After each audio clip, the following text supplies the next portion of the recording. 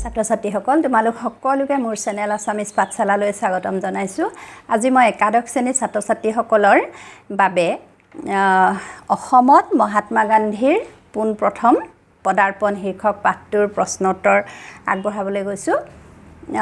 প্ৰশ্নোত্তৰসমূহলৈ যোৱাৰ আগতে মই থুলমূলকৈ পাঠটোৰ বিষয়ে কিছু কথা তোমালোকক কৈ ল'ব বিচাৰিছোঁ। অসমত মহাত্মা গান্ধীৰ পোনপ্ৰথম পদাৰ্পণ এই পাঠটো লিখিছে পদ্মনাথ গোহাঁই বৰুৱাই। তোমালোকে জানা পদ্মনাথ গোহাঁই বৰুৱা অসমৰ এগৰাকী স্বনামধন্য সাহিত্যিক। তেখেতে অসমীয়া সাহিত্যলৈ বহুতো মূল্যৱান গ্ৰন্থ, নাটক ইত্যাদি আগবঢ়াই গৈছে আৰু তেখেত আছিল প্ৰথম অসমীয়া উপন্যাস ভানুমতীৰ স্ৰষ্টা আৰু প্ৰথম অসম সাহিত্য সভাৰ সভাপতি। পদ্মনাথ গোহাঁই বৰুৱা এগৰাকী বিশিষ্ট অসমীয়া সাহিত্যিক। তেখেতে মহাত্মা গান্ধীৰ কাৰ্যকলাপ, মহাত্মা গান্ধীৰ নীতি আদৰ্শ এই সকলোবোৰ পঢ়িছিল আৰু শুনিবলৈ পাইছিল আৰু মহাত্মা গান্ধীৰ সেই নীতি আদৰ্শ কৰ্মৰাজিৰ প্ৰতি তেখেত বৰকৈ আকৃষ্ট হৈছিল আৰু সেয়ে তেখেতে মহাত্মা গান্ধীক এবাৰ লগ পাবলৈ খুব ইচ্ছা কৰিছিল বা খুব আশা কৰিছিল। মহাত্মা গান্ধী যেতিয়া দক্ষিণ আফ্ৰিকাত আছিলে তেতিয়া দক্ষিণ আফ্ৰিকাত থকা ভাৰতীয়সকলৰ দুখ যন্ত্ৰণা মোচন কৰিবৰ বাবে, তেওঁলোকৰ অভাৱ অভিযোগ নাইকিয়া কৰিবৰ বাবে মহাত্মা গান্ধীয়ে যিখিনি পদক্ষেপ লৈছিল বা ভাৰতলৈ ঘূৰি অহাৰ পিছত আমাৰ দেশক স্বাধীন কৰিবৰ বাবে ব্ৰিটিছৰ বিৰুদ্ধে যি স্বদেশী আন্দোলন গঢ়ি তুলিছিল বা আন্দোলনৰ নেতৃত্ব দিছিল, যি অহিংস আন্দোলন, সেই আন্দোলনত গান্ধীজীয়ে যিবোৰ পদক্ষেপ লৈছিল সেইবোৰৰ প্ৰতিও পদ্মনাথ গোহাঁই বৰুৱা বৰকৈ আকৰ্ষিত হৈছিল। গতিকে গান্ধীজীক লগ পোৱাৰ দুৰ্বাৰ হেঁপাহ আছিল পদ্মনাথ গোহাঁই বৰুৱাৰ। সেয়ে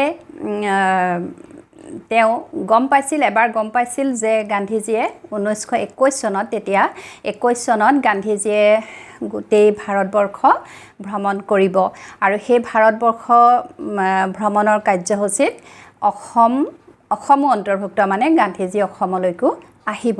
সেই কথা জানি পদ্মনাথ গোহাঁই বৰুৱাই তৰুণৰাম ফুকনৰ সৈতে যোগাযোগ কৰিলে আৰু তৰুণৰাম ফুকনৰ লগত যোগাযোগ কৰি পদ্মনাথ গোহাঁই বৰুৱাই গান্ধীজীৰ অসম ভ্ৰমণৰ বিষয়ে সবিশেষ জানিব পাৰিলে আৰু সেয়ে তেওঁ তৰুণৰাম ফুকনলৈ চিঠি লিখি জনালে যে তেওঁ গান্ধীজীক লগ কৰিব। অৱশেষত 1921 চনত যেতিয়া ভাৰতবৰ্ষত অসহযোগ আন্দোলন চলি আছিল, 1921 চনৰ 21 আগষ্ট তাৰিখে মহাত্মা গান্ধী অসমলৈ আহিল। প্ৰথমে তেওঁ গুৱাহাটীত তৰুণৰাম ফুকনৰ ঘৰত থাকি জিৰণি লৈ পিছদিনা তেজপুৰলৈ আহিল। 21 আগষ্ট তাৰিখে তেজপুৰলৈ আহিল আৰু তেজপুৰৰ জাহাজ ঘাটত যেতিয়া গান্ধীজীৰ জাহাজ আহি ৰখিছেহি, তাৰ বহু সময়ৰ আগৰে পৰাই পদ্মনাথ গোহাঁই বৰুৱা আৰু অনেক বহুতো লোক তাত ভিৰ হৈ আছিল। গান্ধীজীৰ দৰ্শনৰ বাবে তাত মানুহৰ ভিৰ হৈ আছিল। গান্ধীজীৰ জাহাজ যেতিয়া সেই জাহাজ ঘাটত ৰলহি, তেতিয়া পদ্মনাথ গোহাঁই বৰুৱাই একেজাপে গান্ধীজীৰ জাহাজত উঠি বহিল আৰু তৰুণৰাম ফুকনৰ নিৰ্দেশমতে তেওঁ গান্ধীজীক নমস্কাৰ জনালে আৰু তৰুণৰাম ফুকনে গান্ধীজীৰ লগত পদ্মনাথ গোহাঁই বৰুৱাক চিনাকি কৰাই দিলে। তৰুণৰাম ফুকনে এনেকৈ চিনাকি কৰাই দিলে যে এখেত এগৰাকী অসমৰ দেশহিতৈষী ব্যক্তি, ৰাই চাহাব পদ্মনাথ গোহাঁই বৰুৱা। ৰাই চাহাব মানে হৈছে সেই সময়ৰ ব্ৰিটিছৰ পদবীধাৰী। ব্ৰিটিছৰ পদবীধাৰী ব্যক্তি বুলি ক'লে সাধাৰণতে মনলৈ আহে ব্ৰিটিছৰ হকে কাম কৰা লোক। গতিকে গান্ধীজী অকণমান থতমত খাইছিল যে ব্ৰিটিছৰ মানুহ হৈ, ব্ৰিটিছৰ কৰ্মচাৰী হৈ বা পদবীধাৰী হৈ মহাত্মা গান্ধীক লগ কৰিবলৈ অহাৰ বাবে তৰুণৰাম ফুকনে পুনৰ তেখেতৰ সেই ভুল ভাঙিলে যে তেওঁ আকৌ ক'লে যে ৰাই চাহাব হ'লেও পদ্মনাথ গোহাঁই বৰুৱা এগৰাকী আমাৰ ৰাইজৰ ব্যক্তি, ৰাইজৰ হৈ কাম কৰা লোকহে। গতিকে গান্ধীজীয়ে তাৰপিছত পদ্মনাথ গোহাঁই বৰুৱাৰ সৈতে কিছু কথা বতৰা চলিল আৰু পদ্মনাথ গোহাঁই বৰুৱাই যিটো পোছাক পিন্ধিছিল ধুতি পাঞ্জাবীৰ লগত এখন চেলেং চাদৰ লৈ গৈছিল সেই চেলেং চাদৰখন গান্ধীজীয়ে পিটিকি চাই সুধিছিল এই চাদৰখন ঘৰত প্ৰস্তুত কৰা হয়নে তেতিয়া গোহাঁই বৰুৱাই উত্তৰ দিছিল যে চাদৰখন ঘৰত বৈ উলিওৱা হয় কিন্তু সূতা দোকানৰ পৰা কিনা গতিকে গান্ধীজীয়ে সেই কথা শুনি অকণমান মৰ্মাহত হৈছিল বা দুখ মোৱা হৈ পদ্মনাথ গোহাঁই বৰুৱাক কৈছিল এই কাপোৰৰ সূতা বিলাতী বা বিদেশী গতিকে আমি স্বদেশী হ'ব লাগিব আমাৰ প্ৰতিটো বস্তু আমি নিজে প্ৰস্তুত কৰি ল'ব লাগিব আমি ব্ৰিটিছৰ বস্তু বৰ্জন কৰাই যিহেতু গান্ধীজীৰ অসহযোগ আন্দোলনৰ মূল উদ্দেশ্য আছিল গতিকে তেখেতে পদ্মনাথ গোহাঁই বৰুৱাক ক'লে যে এই চোলা চুৰিয়াৰ লগতে আপোনাৰ চেলেং চাদৰখনৰ সূতাও যাতে ঘৰতে প্ৰস্তুত কৰা হয় ঘৰতে কাটি উলিওৱা হয় সেই তেনেকৈ পদ্মনাথ গোহাঁই বৰুৱা আৰু মহাত্মা গান্ধীৰ মাজত কিছু কথোপকথন চলিল তাৰ পিছত জাহাজ ঘাটত ৰৈ থকা সকলো লোকে গান্ধীজীক শোভাযাত্ৰা কৰি পকী কুঠিলৈ লৈ গ'ল পকী হৈছে হৰিবিলাস আগৰৱালাৰ ঘৰ সেই পকীলৈ গান্ধীজীক শোভাযাত্ৰা কৰি লৈ যোৱা হ'ল আৰু তাতে গান্ধীজীক আদৰ সম্ভাষণ জনোৱা হ'ল জিৰণি ল'বলৈ দিয়া হ'ল আপ্যায়ন কৰা হ'ল আৰু সন্ধিয়ালৈ গান্ধীজীৰ বক্তৃতা শুনিবলৈ অনেক মানুহৰ তাত ভিৰ হ'ল সেই বক্তৃতাত গান্ধীজীয়ে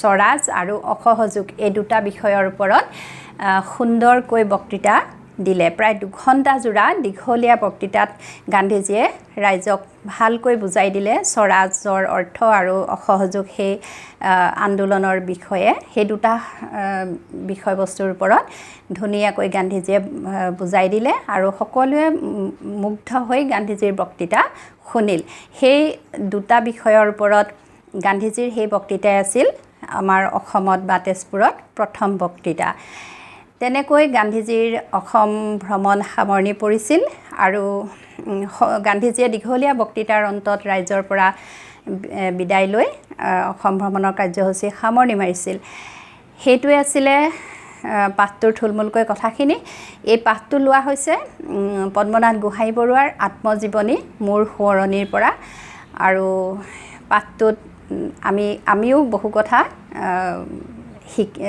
গম পালোঁ বা জানিলোঁ গান্ধীজীৰ অসম ভ্ৰমণৰ বিষয়ে ভাল লাগিল তোমালোকে পাঠটো নিজেও পঢ়িবা আৰু মই পাঠৰ শেষত দিয়া আৰু সেই প্ৰশ্নসমূহৰ উত্তৰবোৰ দিয়াৰ লগতে তোমালোকৰ চূড়ান্ত পৰীক্ষাত বিগত বছৰসমূহত আহি যোৱা প্ৰশ্ন উত্তৰো আগবঢ়াইছোঁ আৰু লগতে কেইটামান গুৰুত্বপূৰ্ণ বুলি ভবা আন কেইটামান প্ৰশ্ন উত্তৰো আগবঢ়াইছোঁ আশা কৰিছোঁ ভিডিঅ'টোৱে তোমালোকক সহায় কৰিব যদি ভিডিঅ'টো তোমালোকৰ ভাল লাগে এটা লাইক আৰু শ্বেয়াৰ কৰিবলৈ নাপাহৰিবা আৰু লগতে যদি মোৰ চেনেলটো ছাবস্ক্ৰাইব কৰি থোৱা নাই ছাবস্ক্ৰাইব কৰি বেল আইকনটো প্ৰেছ কৰি থবা এতিয়া মই প্ৰশ্ন উত্তৰসমূহলৈ আহিছোঁ আৰ্হি প্ৰশ্ন দিয়া ক 1 নম্বৰত অসমত মহাত্মা গান্ধীৰ পোনপ্ৰথম পদাৰ্পণ শীৰ্ষক পাঠটি ক'ৰ পৰা সংগ্ৰহ কৰা হৈছে উত্তৰ অসমত মহাত্মা গান্ধীৰ পোনপ্ৰথম পদাৰ্পণ শীৰ্ষক পাঠটি লেখক পদ্মনাথ গোহাঁই বৰুৱাৰ মোৰ সোঁৱৰণি গ্ৰন্থৰ পৰা সংগ্ৰহ কৰা হৈছে 2 মহাত্মা গান্ধীয়ে কেতিয়া প্ৰথমবাৰৰ বাবে অসম ভ্ৰমণ কৰিছিল উত্তৰ মহাত্মা গান্ধীয়ে 1921 চনৰ আগষ্ট মাহত প্ৰথমবাৰৰ বাবে অসম ভ্ৰমণ কৰিছিল 3 পদ্মনাথ গোহাঁই বৰুৱাৰ আত্মজীৱনীখনৰ নাম লিখা উত্তৰ পদ্মনাথ গোহাঁই বৰুৱাৰ আত্মজীৱনীখনৰ নাম মোৰ সোঁৱৰণি 4 আগৰৱালা পকী ক'ত অৱস্থিত উত্তৰ আগৰৱালা পকী তেজপুৰত অৱস্থিত 5 গান্ধীজীৰ সন্মানাৰ্থে পকীৰ সন্মুখত আয়োজিত মজলিছত উপস্থিত থকা চৰকাৰী খিতাপধাৰী ব্যক্তিগৰাকীৰ নাম লিখা উত্তৰ গান্ধীজীৰ সন্মানাৰ্থে পকীৰ সন্মুখত আয়োজিত মজলিছত উপস্থিত থকা চৰকাৰী খিতাপধাৰী ব্যক্তিগৰাকীৰ নাম পদ্মনাথ গোহাঁই বৰুৱা খ চমু প্ৰশ্ন মূল্যাংক 2 বা 3 কৈ থাকিব তাৰ 1 নম্বৰ পদ্মনাথ গোহাঁই বৰুৱাই ৰচনা কৰা দুখন নাটকৰ নাম লিখা। উত্তৰ পদ্মনাথ গোহাঁই বৰুৱাই ৰচনা কৰা দুখন নাটকৰ নাম হৈছে গাঁওবুঢ়া আৰু তেতুন তামুলী। 2. পদ্মনাথ গোহাঁই বৰুৱাই সম্পাদনা কৰা তিনিখন আলোচনীৰ নাম লিখা। উত্তৰ পদ্মনাথ গোহাঁই বৰুৱাই সম্পাদনা কৰা তিনিখন আলোচনীৰ নাম হৈছে বিজুলী, আসাম বন্তি আৰু উষা। 3. পদ্মনাথ গোহাঁই বৰুৱাই ৰচনা কৰা তিনিখন গ্ৰন্থৰ নাম লিখা। উত্তৰ পদ্মনাথ গোহাঁই বৰুৱাই ৰচনা কৰা তিনিখন গ্ৰন্থৰ নাম হৈছে শ্ৰীকৃষ্ণ, ভানুমতী আৰু লাহৰী। 4. মহাত্মা গান্ধীয়ে ভাৰতৰ গভৰ্ণৰ জেনেৰেলক কি বুলি সম্বোধন কৰি চিঠি লিখিছিল। উত্তৰ মহাত্মা গান্ধীয়ে ভাৰতৰ গভৰ্ণৰ জেনেৰেলক ডিয়েৰ ছাৰ বুলি সম্বোধন কৰি শেষত ইয়ৰ এক্সেলেঞ্চিৰ ঠাইত উকাকৈ অকল ইয়ৰ বুলি লিখিছিল। 5. অসমত মহাত্মা গান্ধীৰ পোনপ্ৰথম পদাৰ্পণ শীৰ্ষক পাঠটিত উল্লেখ থকা দুগৰাকী স্বাধীনতা যোদ্ধাৰ নাম লিখা। উত্তৰ অসমত মহাত্মা গান্ধীৰ পোনপ্ৰথম পদাৰ্পণ শীৰ্ষক পাঠটিত উল্লেখ থকা দুগৰাকী স্বাধীনতা যোদ্ধাৰ নাম হৈছে তৰুণৰাম ফুকন আৰু নবীন চন্দ্ৰ বৰদলৈ। গ দীঘল প্ৰশ্নত মূল্যাংক 4 বা 5 কৈ থাকিব। তাৰ 1 নম্বৰত আছে পদ্মনাথ গোহাঁই বৰুৱাই মহাত্মা গান্ধীৰ কোনবোৰ কাৰ্যৰ কাৰণে গান্ধীজীক লগ পাবলৈ উদ্গ্ৰীৱ হৈ পৰিছিল। উত্তৰ গান্ধীজীয়ে দক্ষিণ আফ্ৰিকাবাসী ভাৰত সন্তানৰ দুখ নিৰ্যাতন মোচন আৰু অভাৱ অভিযোগ নিৰাকৰণৰ অৰ্থে যিবোৰ অসাধাৰণ কাৰ্য কৰিছিল সেইবোৰৰ বিষয়ে পদ্মনাথ গোহাঁই বৰুৱাই পঢ়িবলৈ পাইছিল। আমেৰিকা যুক্তৰাষ্ট্ৰত গান্ধীজীৰ মহামানৱিক কাৰ্যকলাপৰ বহুল আলোচনা আৰু সমালোচনা চলিছিল। বিশেষকৈ আমেৰিকাৰ খ্ৰীষ্টিয়ান মিছনেৰী সম্প্ৰদায়ে গান্ধীজীৰ মানৱ জাতিৰ মংগলাৰ্থে কৰা অলৌকিক আত্মোৎসৰ্গত বিস্ময় মানিছিল আৰু সেই সম্প্ৰদায়ৰ পুৰোহিত পাদ্ৰীসকলে গান্ধীজীক অৱতাৰী মহাত্মা যীশুখ্ৰীষ্টতকৈও ওপৰ খাপত আসন দিছিল। স্বদেশলৈ ঘূৰি অহাৰ পিছত পৰাধীন স্বজাতি ভাৰতবাসীৰ উদ্ধাৰৰ অৰ্থে বিবিধ বিষয়ক নৈতিক, দৈহিক, সামাজিক, ৰাজনৈতিক দেশহিতকৰ কাৰ্যত আত্মনিয়োগ কৰিছিল। গান্ধীজীৰ মন আছিল স্বাধীনচিতীয়া। সেয়ে তেওঁ ভাৰতবাসীৰ হৈ গভৰ্ণৰ জেনেৰেল লৰ্ড ৰিডিং চাহাবলৈ লিখা দীঘলীয়া পত্ৰত ইয়ৰ এক্সেলেঞ্চিৰ ঠাইত উকাকৈ অকল ইয়ৰ বুলি লিখিছিল। গান্ধীজীৰ এনেবোৰ স্বাধীনচিতীয়া আৰু অসাধাৰণ কাৰ্যকলাপ দেখি শুনি পদ্মনাথ গোহাঁই বৰুৱাই গান্ধীজীক লগ পাবলৈ উদ্গ্ৰীৱ হৈ পৰিছিল। 2. গান্ধীজীৰ প্ৰথম অসম ভ্ৰমণ সম্পৰ্কে এটা টোকা লিখা। উত্তৰ ভাৰতবৰ্ষৰ স্বাধীনতা সংগ্ৰামৰ অপ্ৰতিদ্বন্দ্বী নেতা মহাত্মা গান্ধীয়ে 1921 চনৰ আগষ্ট মাহত প্ৰথমবাৰৰ বাবে অসম ভ্ৰমণ কৰে। 21 আগষ্ট তাৰিখে তেওঁ তেজপুৰৰ জাহাজঘাটত উপস্থিত হয়হি। গান্ধীজীৰ লগত অসম কংগ্ৰেছৰ নেতা তৰুণৰাম ফুকনো আহিছিল। পদ্মনাথ গোহাঁই বৰুৱা আৰু তেজপুৰীয়া ৰাইজে ৰাতিপুৱাৰ পৰা গান্ধীজীৰ দৰ্শন লাভৰ বাবে বৰষুণত তিতি বুৰি অপেক্ষা কৰি আছিল। গান্ধীজী আহি জাহাজঘাট পোৱাৰ খন্তেক পিছতে গান্ধীজী আৰু মৌলানা আলী চাহাবক সজাই থোৱা বাগিত তুলি লৈ স্বেচ্ছাসেৱক দলৰ মানুহেৰে টনাই শোভাযাত্ৰা কৰি আগৰৱালা পৰিয়ালৰ পকীলৈ আগবঢ়াই নিয়া হয়। পকীত তেওঁক জা জলপানেৰে আপ্যায়ন কৰা হয়। কিছু সময়ৰ পাছত তেওঁ উপস্থিত ৰাইজক উদ্দেশ্যি স্বৰাজ আৰু অসহযোগ সম্পৰ্কে এটি দীঘলীয়া ভাষণ প্ৰদান কৰে। 2 ঘণ্টা একেৰাহে বক্তৃতা দিয়াৰ অন্তত গান্ধীজীয়ে বিনীতভাৱে উপস্থিত ৰাইজৰ পৰা বিদায় লয়। 3. গান্ধীজী আৰু পদ্মনাথ গোহাঁই বৰুৱাৰ মাজৰ কথোপকথনখিনি তোমাৰ ভাষাত লিখা। উত্তৰ গান্ধীজী আহি তেজপুৰৰ জাহাজঘাট পোৱাৰ লগে লগে সকলোতকৈ আগেয়ে পদ্মনাথ গোহাঁই বৰুৱা জাহাজত উঠি গান্ধীজীক নমস্কাৰ জনাই সাক্ষাৎ কৰে। তৰুণৰাম ফুকনে গোহাঁই বৰুৱাক গান্ধীজীৰ লগত চিনাকি কৰাই দি কয়, এখেত এজন তেজপুৰৰ আগৰণুৱা দেশহিতৈষী অসমীয়া নেতা ৰায় চাহাব পদ্মনাথ গোহাঁই বৰুৱা। কথাষাৰ শুনি গান্ধীজী আচৰিত হৈছিল। ব্ৰিটিছৰ ৰায় চাহাব খিতাপধাৰী লোকে তেওঁক সাক্ষাৎ কৰিবলৈ অহাৰ বাবে। অৱশ্যে তৰুণৰাম ফুকনে গান্ধীজীৰ সন্দেহ দূৰ কৰি তেওঁ ৰাইজৰ ফলিয়াহে বুলি বিশ্বাস জন্মায়। গান্ধীজীয়ে গোহাঁই বৰুৱালৈ চাই ক'লে, যি হওক আশা কৰোঁ খিতাপৰ কিৰিটিয়ে পাকঘূৰণি খুৱাই আপোনাক ৰাইজৰ প্ৰতিকূলমুখীয়া নকৰক যেন। গোহাঁই বৰুৱাই গান্ধীজীৰ কথাত মূৰ দোৱাই সৈমান হ'ল। তাৰ পিছতে মৌলানা মহম্মদ আলী চাহাবৰ লগত স্বৰাজ বিষয়ক 2-4টা কথা পাতি থাকোঁতে গান্ধীজীৰ চকু পৰিল গোহাঁই বৰুৱাই পিন্ধা পোছাকলৈ। পাটৰ চুৰিয়া আৰু কুৰ্তা চোলাৰ লগত লৈ যোৱা ৮০ নম্বৰী সূতাৰ চেলেংখন পিটিকি গান্ধীজীয়ে সেইখন স্বদেশীনে বুলি গোহাঁই বৰুৱাক প্ৰশ্ন কৰিলে। উত্তৰত গোহাঁই বৰুৱাই ক'লে যে সূতা ঘৰত কটা নহয়, দোকানৰ পৰা কিনি আনি ঘৰত বোৱা কাপোৰহে। কথাষাৰ শুনি গান্ধীজী নিৰানন্দমোৱা হৈ ক'লে, এই চাদৰৰ সূতা বিদেশী, বিলাতী। চোলা চুৰিয়াৰ দৰে চেলেং চাদৰো অতি সোনকালে স্বদেশী কৰিবৰ বাবে গান্ধীজীয়ে তেওঁক পৰামৰ্শ দিয়ে। এইখিনিয়ে হ'ল গান্ধীজী আৰু পদ্মনাথ গোহাঁই বৰুৱাৰ মাজত হোৱা চমু কথোপকথন। ৪. গান্ধীজীৰ অসম ভ্ৰমণৰ সময়ত ক'ত কোনে মজলিছ বৈঠকৰ আয়োজন কৰিছিল বুজাই লিখা। উত্তৰ: গান্ধীজীৰ অসম ভ্ৰমণৰ সময়ত তেজপুৰৰ বিখ্যাত আগৰৱালা পৰিয়ালৰ পকীৰ সন্মুখত মজলিছ বৈঠকৰ আয়োজন কৰা হৈছিল। এই বৈঠকত অংশগ্ৰহণ কৰিছিল টাউনৰ গণ্যমান্য লোকসকল, দূৰৰ পৰা আহি অভ্যৰ্থনাত যোগ দিয়া ৰাইজৰ নেতা শ্ৰেণী, ৰাইজৰ এভাগ আৰু টাউনবাসী সৰ্বসাধাৰণ মানুহে। পকীৰ সন্মুখৰ বহল ঘাঁহনি চোতালত দলিচা, শতৰঞ্চি, ত্ৰিপাল, নগাধাৰী আদি পাৰি আসনৰ ব্যৱস্থা কৰি মজলিছ বৈঠক পতা হ'ল। সকলো লোকে ধীৰে হাতে যোগ্য ঠাইত আসন ল'লে। ৭ মান বজাত গান্ধীজী জিৰণি কোঠাৰ পৰা ওলাই অহাৰ লগে লগে সকলোৱে থিয় হৈ তেখেতক সন্মান জনায়। ইয়াৰ পিছত নিৰ্দিষ্ট আসনত উপবিষ্ট হৈ গান্ধীজীয়ে ভাৰত ভ্ৰমণৰ উদ্দেশ্য ব্যাখ্যা কৰি সুগভীৰ সাৰুৱা বক্তৃতা দিবলৈ আৰম্ভ কৰে। সেই বক্তৃতাত গান্ধীজীয়ে স্বৰাজ আৰু অসহযোগিতাৰ বিষয়ে বিশদকৈ বুজাই দিয়ে। সমবেত ৰাইজে গান্ধীজীৰ ২ ঘণ্টা সময়ৰ দীঘলীয়া বক্তৃতা নীৰৱে নিবিষ্ট মনেৰে শুনি উপভোগ কৰে। ৫. আচৰিত, ৰায়চাহাব খিতাপধাৰীয়ে গান্ধীক আদৰিবলৈ আহে। এই কথাষাৰ কোনে কি প্ৰসংগত কৈছিল বুজাই লিখা। উত্তৰ: উক্ত বাক্যশাৰী আমাৰ পাঠ্যপুথিত থকা অসমত মহাত্মা গান্ধীৰ পোনপ্ৰথম পদাৰ্পণ শীৰ্ষক পাঠটিৰ অন্তৰ্গত। মহাত্মা গান্ধী প্ৰথমবাৰ অসমলৈ আহি তেজপুৰ জাহাজঘাট পোৱাৰ বহু আগৰে পৰা পদ্মনাথ গোহাঁই বৰুৱাই অধীৰ আগ্ৰহেৰে গান্ধীজীক লগ পাবলৈ ৰৈ আছিল। গান্ধীজীৰ জাহাজ আহি ঘাটত চিৰি লগাওঁতেই তেওঁ লৰালৰিকৈ জাহাজত উঠি গান্ধীজীক সাক্ষাৎ কৰিলে। তৰুণৰাম ফুকনে গান্ধীজীৰ লগত চিনাকি কৰাওঁতে ক'লে, এখেত এজন তেজপুৰৰ আগৰণুৱা দেশহিতৈষী অসমীয়া নেতা ৰায়চাহাব পদ্মনাথ গোহাঁই বৰুৱা। আচলতে ব্ৰিটিছ চৰকাৰৰ ৰায়চাহাব খিতাপধাৰী ব্যক্তি ব্ৰিটিছৰ ফলিয়াহে বুলি গান্ধীজীয়ে ধাৰণা কৰিছিল। সেয়ে তেওঁ আচৰিত হৈ উক্ত কথাষাৰ কৈছিল।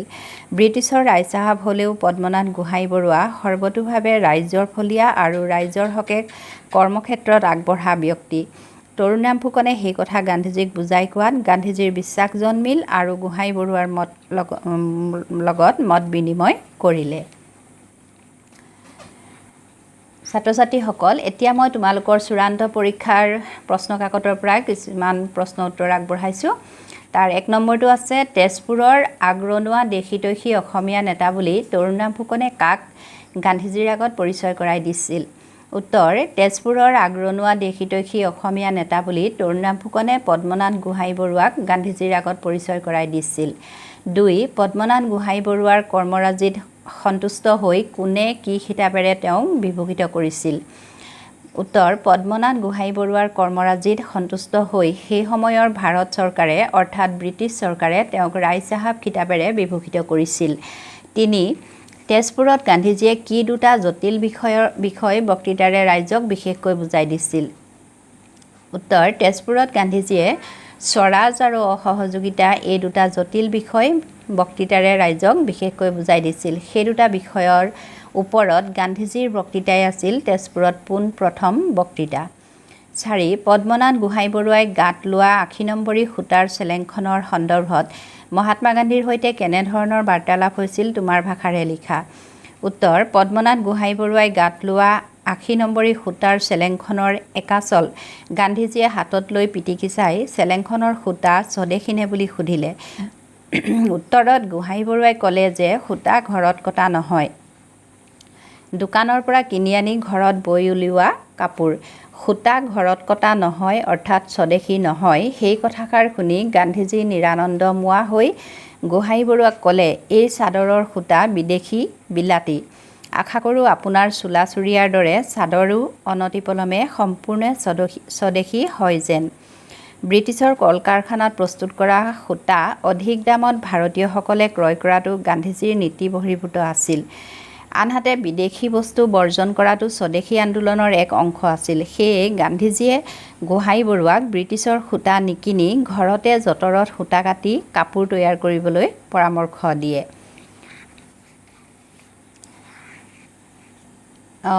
এতিয়া মই আৰু কেইটামান গুৰুত্বপূৰ্ণ প্ৰশ্ন তোমালোকলৈ আগবঢ়াইছোঁ পাঠৰ ভিতৰৰ পৰা। তাৰ 1 নম্বৰটো হৈছে পকীকুঠিৰ গৰাকী কোন? উত্তৰ, পকীকুঠিৰ গৰাকী আছিল জ্যোতিপ্ৰসাদ আগৰৱালাৰ ককাক হৰিবিলাস আগৰৱালা। 2 শতৰঞ্চী শব্দৰ অৰ্থ কি? উত্তৰ, শতৰঞ্চী শব্দৰ অৰ্থ হৈছে নানা বৰণীয়া কপাহী দলিচা। 3 মৌচেপা মানে কি? উত্তৰ, মৌচেপা মানে ধাৰাসাৰ। 4 পদ্মনাথ গোহাঁই বৰুৱা অসম সাহিত্য সভাৰ কোনখন অধিৱেশনৰ সভাপতি আছিল? উত্তৰ, পদ্মনাথ গোহাঁই বৰুৱা 1917 চনত অনুষ্ঠিত হোৱা শিৱসাগৰ অধিৱেশনৰ সভাপতি আছিল। 5 পদ্মনাথ গোহাঁই বৰুৱাৰ দুখন উপন্যাসৰ নাম লিখা। উত্তৰ, পদ্মনাথ গোহাঁই বৰুৱাৰ দুখন উপন্যাসৰ নাম হৈছে ভানুমতী আৰু লাহৰী। 6 পদ্মনাথ গোহাঁই বৰুৱাৰ ক'ত আৰু কেতিয়া জন্ম হৈছিল? উত্তৰ, পদ্মনাথ গোহাঁই বৰুৱাৰ জন্ম হৈছিল 1871 চনত শিৱসাগৰৰ নকাৰী গাঁৱত। ছাত্ৰ ছাত্ৰীসকল, তোমালোকৰ দ্বিতীয় পাঠ অসমত মহাত্মা গান্ধীৰ পোনপ্ৰথম পদাৰ্পণ এই পাঠটোৰ প্ৰশ্নোত্তৰ আছিল ইমানেই। আশা কৰিছোঁ ভিডিঅ'টোৰ পৰা তোমালোক উপকৃত হ'বা। পুনৰ আন এটি ভিডিঅ'লৈ তোমালোকৰ মাজলৈ আহিম। আজিলৈ সামৰিছোঁ। ধন্যবাদ।